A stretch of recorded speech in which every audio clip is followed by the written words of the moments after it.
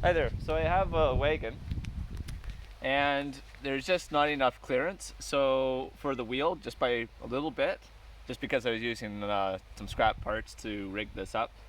And so I used a skill saw to do this. I just wanted to explain how I did that. Now it can be dangerous to use a skill saw this way, so be really careful. I'm not responsible for you getting hurt or anything. If you're not confident in it, maybe just don't do it. So the wheel has a radius, and your skill saw blade has a radius. And in this case, they're actually pretty close to each other. But it doesn't really matter too much as long as what you're cutting with is maybe a bit smaller than the radius that you're going for.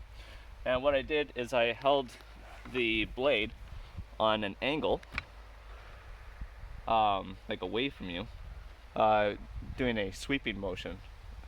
And the blade doesn't skip, and it actually cut fairly quickly and nicely. So in case you haven't used a skill saw like this before, it can be done. I'll show you how.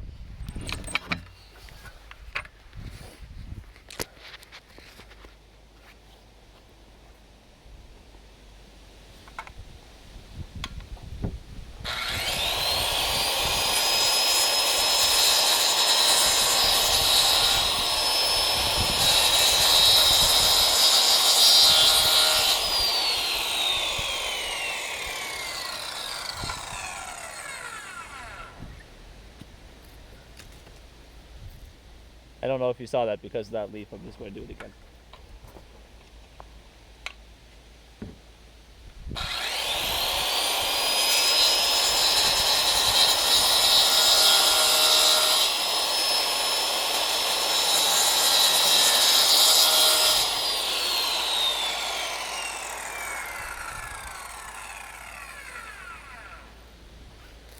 And there you go.